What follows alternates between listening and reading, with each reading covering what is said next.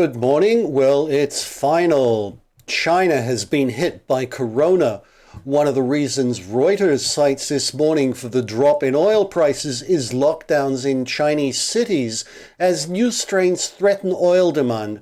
Later, a special report on the China-US trade war, an update of sorts. Chinese markets were mainly up yesterday, including the Hang Seng, despite both foreign bonds and share buying in Japan growing nicely this past week. The Nikkei lost 0.6% as the yen started gaining on what could be a rough week ahead. U.S. indices closed down yesterday, except for the Russell 2000, which added a spectacular 2.2%. The reason, of course, is news of incoming Biden's $2 trillion stimulus package, which will probably mean more money printed, less value in the pockets of major corporations, but more for the everyday Joe to spend, and that's basically good for small caps companies. For now, jobless claims yesterday jumped by about 5% last week, with initial claims soaring by over 20%. Fed head Jerome Powell yesterday said the nation's debt is increasing in an unsustainable manner and that interest rates would be remaining low to prod job creation. European indices closed satisfyingly up yesterday, but futures this morning are in the red, drawn down by U.S. market sentiment and more lockdowns. The pound is falling on this morning's UK data, which is not good. Industrial and manufacturing production both missed expectations, and November's £16 billion trade deficit was 6 more than expected, 3 more than October's. At a 2.6% contraction, we're seeing the UK economy shrink for the first time since April.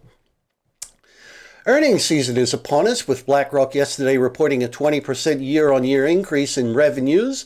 The investment giant reported $8.68 trillion under management, and that generated an EPS of about $10 a share. Later today, the big three banks, JP Morgan, Citi, and Wells Fargo, will be reporting their results. All were up nicely yesterday, but extended zero interest rates can't be making that easy.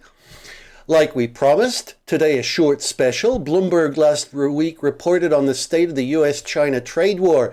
As one would expect, they have China up front and the outgoing president in tatters. Let's take a quick look at what they're saying. In 2018, U.S. President Donald Trump famously tweeted he could win a trade war with China easily. Turns out he was wrong. Just this past year, while the rest of the world locked down for the COVID pandemic, China was open for business, manufacturing all the goods the world needed but had stopped making, like masks and computers for the nascent stay-at-home economy, pushing the U.S. trade deficit even higher. Ignoring global economists' warnings, the deficit had reached $287 billion long before 2020 was over. But the trouble was never COVID. Contrary to Trump's claims that the trade war had hurt China, its cost was less than 0.33% in an economy that grew by 6% in both 2018 and 19. As for the resulting Phase 1 trade deal that ostensibly ended the war, China has only fulfilled barely 51% of its commitments under that Phase 1 deal to import $172 billion of U.S. goods. Globally, in total, its exports continued growing despite the 2019 drop in exports to the US, and that's primarily thanks to burgeoning alternative markets throughout Asia. Even worse, though the entire campaign promise to bring jobs back to the US has turned out false. The US jobs market continues shrinking due to both automation and falling US exports. The US manufacturers simply aren't coming back home. Throughout his presidency, U.S. direct investment in China has actually increased, and that's including companies under the Trump umbrella. So who's paying the bill for this failed war effort? The U.S. consumer, of course, has had to pay the higher prices. Clearly, manufacturers won't be paying the tariffs.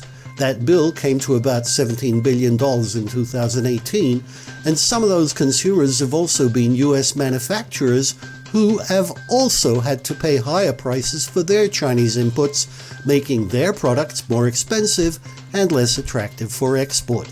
Finally, there's intellectual property, maybe the only justified target of this whole sad affair.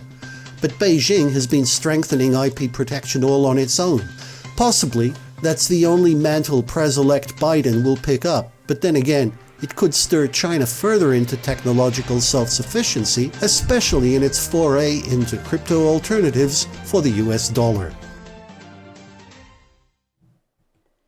Well, that's it for today. Have a great weekend and join us again Monday.